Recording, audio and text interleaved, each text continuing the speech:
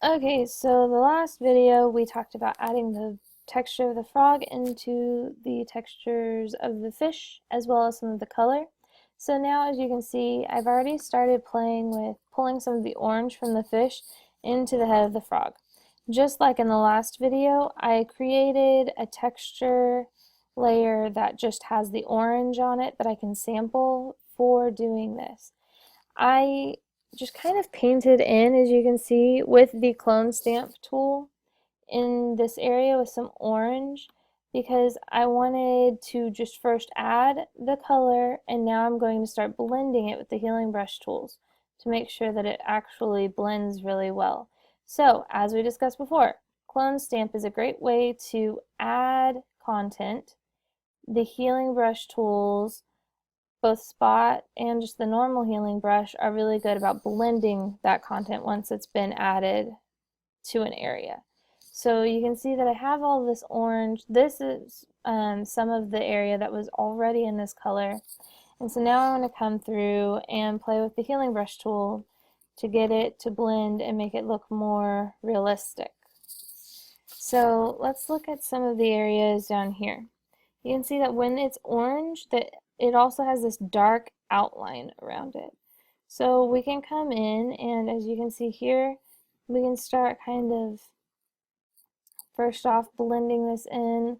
I want to use some of this information here with the yellow and see if I can actually pull some of this into our orange area and differentiate the color a bit as it is in the rest of the fish. I can start just kind of making this where it looks like um, like it's blending well, but you want to make sure that we're using just the current layer on this. So like this area that I was just playing with was blending information from different layers as well, and that's not what we were needing. So we can pull in this orange, and so we're just going to keep repeating as we're building up this information. Put content, blend it in, put more content, blend it in, and we're just going to keep going.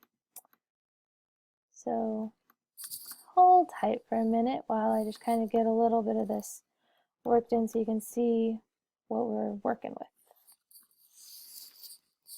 Okay, so now you can see a little area right here that was originally, here, let's see, originally had the blue.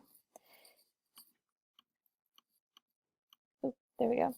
And now I'm starting to add in that orange. The difference, one difference we need to look at is that I do need to add this black outline a bit.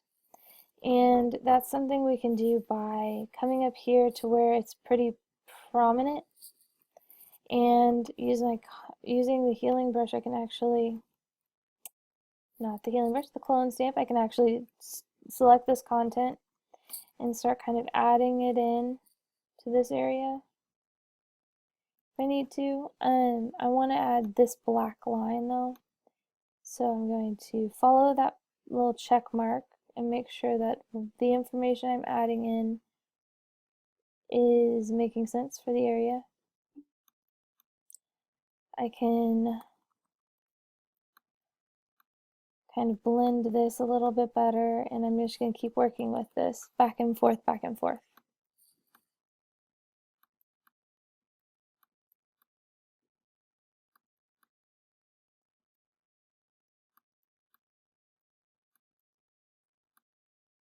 There we go. So you can see that it's kind of mimicking how it looks down here.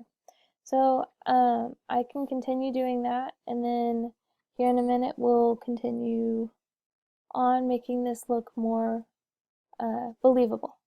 Okay, so as you can see, I kind of started playing with creating those black outlines and adding the color and repeating some of these different textures and whatnot up into the frog. This isn't perfect. This is really quick and this is really rough. So I'm expecting y'all to work a little bit longer on it than I did and try and make it even better.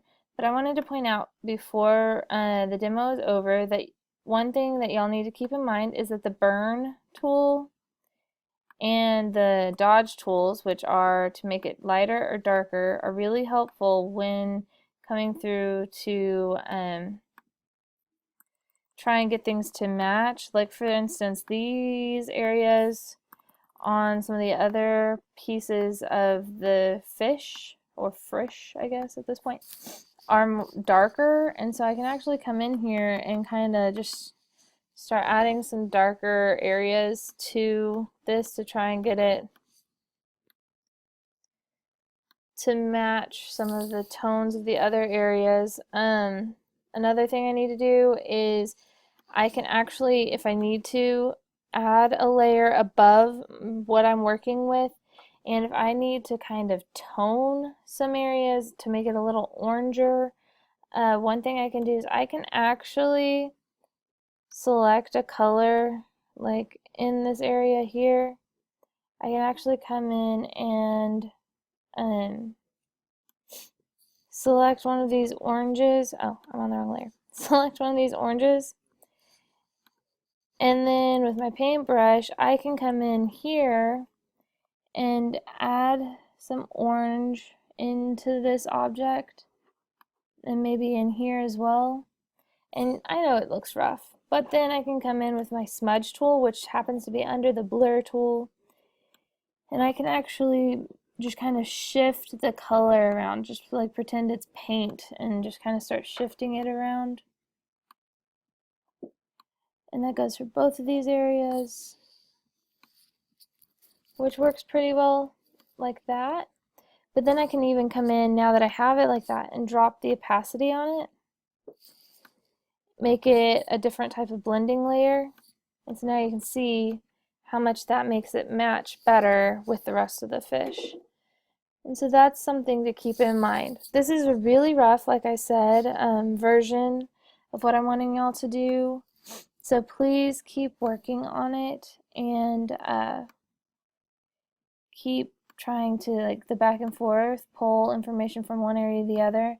And we're trying to make this as believable as possible. So it's really fun, and I hope y'all have a lot of fun with this assignment. And then can learn a lot about blending in this assignment, because next project will be restoration of photos. And so y'all really need to pick up on how to blend your photographs in this assignment, so next project will be even easier.